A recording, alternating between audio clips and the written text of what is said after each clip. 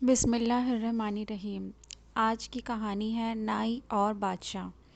ایک میراثی بادشاہ کا عزیز حجام یعنی نائی تھا۔ یہ روزانہ بادشاہ کے پاس حاضر ہوتا اور 2-3 گھنٹے اس کے پاس رکتا تھا۔ اس دوران بادشاہ اپنے سلطنت کے کام کاج کے بارے میں اس سے باتیں کرتا اور حجامت بھی بنواتا رہتا۔ ایک دن نائی نے بادشاہ سے عرض کیا، حضور، میں وزیر کے مقابلے آپ کے زیادہ قریب ہوں اور وفادار بھی ہوں۔ آپ اس کی جگہ مجھے وزیر کیوں نہیں بنا دیتے؟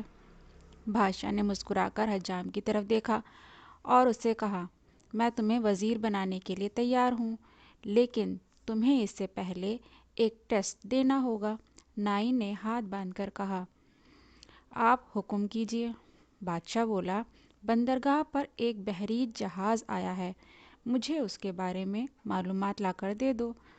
نائی بھاگ کر بندرگاہ گیا اور واپس آ کر بولا، جی، جہاز وہاں کھڑا ہے۔ بادشاہ نے پوچھا، یہ جہاز کب آیا؟ نائی دوبارہ سمندر کی طرف بھاگا اور بتایا، 2 دن پہلے آیا ہے۔ بادشاہ نے پھر کہا، یہ بتاؤ کہ یہ جہاز کہاں سے آیا ہے؟ نائی تیسری بار سمندر کی طرف بھاگا اور واپس آیا۔ پھر بادشاہ نے پوچھا کہ جہاز پر کیا لدا ہے؟ تو چوتھی بار جہاز کی طرف نائی بھاگ کھڑا ہوا۔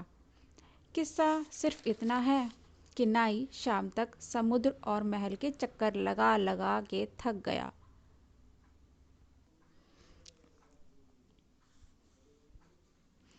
اس کے بعد بادشاہ نے وزیر کو بلوایا اور اس سے پوچھا کہ کیا سمندر پر کوئی جہاز کھڑا ہے؟ وزیر نے ہاتھ باندھ کر جواب دیا، 2 دن پہلے ایک تجارتی یعنی بزنس کرنے کے لیے جہاز اٹلی سے ہماری بندرگاہ پہ آیا تھا۔ اس میں جانور، خوراک یعنی کھانا اور کپڑا لدا ہوا ہے۔ اس کے کپتان کا نام فلاں ہے۔ یہ 6 ماہ میں پہنچا۔ یہ 4 دن اور یہاں ٹھہرے گا، یہاں سے ایران جائے گا اور وہاں 1 ماہ رہے گا، اور اس میں 209 لوگ سوار ہیں، اور میرا مشورہ ہے کہ ہمیں باہری جہازوں پر ٹیکس بڑھا دینا چاہیے۔ بادشاہ نے یہ سن کر حجام کی طرف دیکھا۔ حجام نے چپ چاپ استرا اٹھایا اور چل دیا۔